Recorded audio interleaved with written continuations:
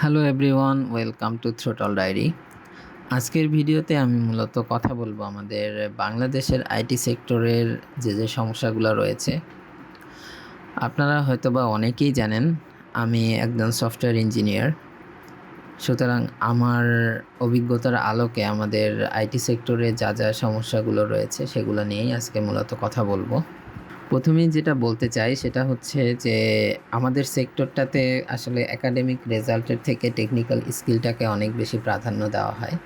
But সমস্যা হচ্ছে আমরা যখন ইউনিভার্সিটিতে পড়ালেখা করি তখন আমাদের ফোকাস থাকে রেজাল্টের উপরে। বাট আমরা যখন ঢুকি তখন আসলে কেউ আমাদেরকে এটা জিজ্ঞেস করে না যে তোমার এই সাবজেক্টের রেজাল্ট কী, হ্যান ত্যান এগুলা।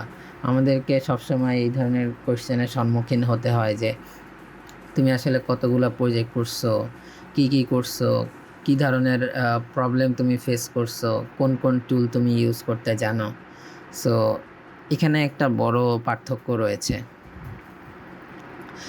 এরপরে যেটা বলতে চাই সেটা হচ্ছে যে আমাদের আইটি ইন্ডাস্ট্রির যেসব কোম্পানিগুলো রয়েছে তার মধ্যে অধিকাংশ কোম্পানি স্টার্ট-আপ। সো স্টার্ট-আপ কোম্পানিতে যে সমস্যাগুলো রয়েছে তার মধ্যে অন্যতম হচ্ছে এখানে কাজের চাপটা অনেক বেশি থাকে।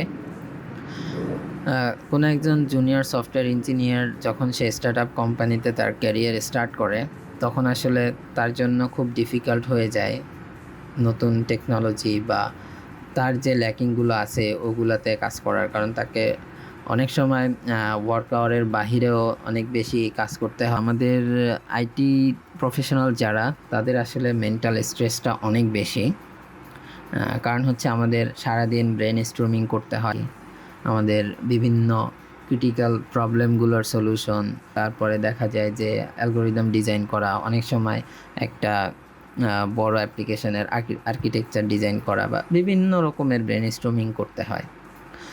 ফলে আমাদের মেন্টাল স্ট্রেসটা একটু বেশি বলে আমার মনে হয়। এর মধ্যে সবথেকে বড় যে সমস্যাটা দেখা দেয় সেটা হচ্ছে জব চলে যাওয়ার আশঙ্কা। যে কোনো সময় যে কারোই জব চলে যেতে পারে, লে অফ সবসময়ই হতে থাকে।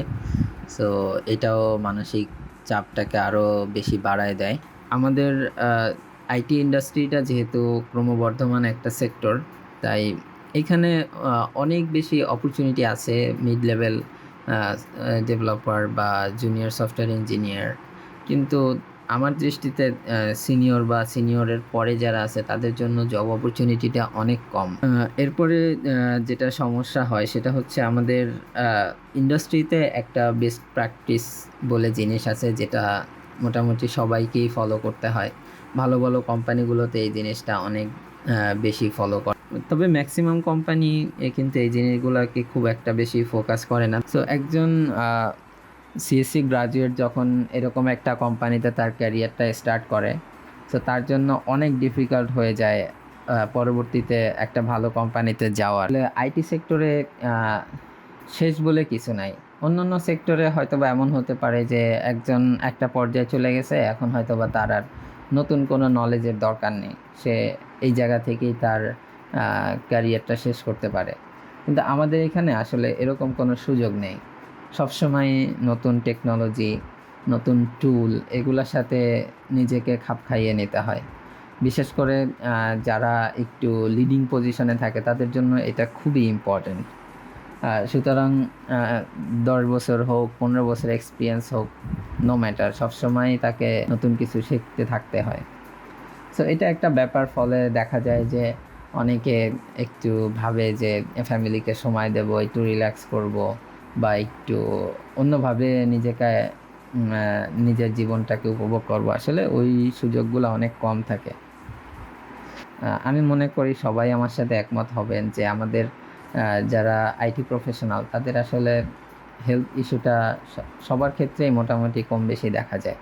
বিশেষ করে দীর্ঘক্ষণ বসে কাজ করা, তারপরে সারাক্ষণ ল্যাপটপ বা কম্পিউটারের স্ক্রিনে তাকানোর ফলে চোখের সমস্যা, আর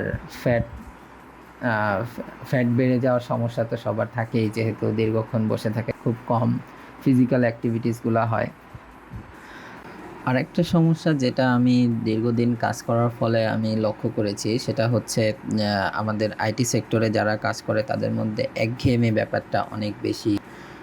এর কারণ বলে আমি মনে করি আমরা যেহেতু প্রতিদিন একই ধরনের কাজ হয়, একই ব্যাপারগুলো নিয়েই কাজ হয়, ফলে মানুষের মধ্যে কাজ করতে করতে এক ধরনের একঘেয়েমি চলে আসে, যেটা একটা বড় সমস্যা। আমার দৃষ্টিতে এগুলাই আমাদের আইটি সেক্টরের সমস্যা।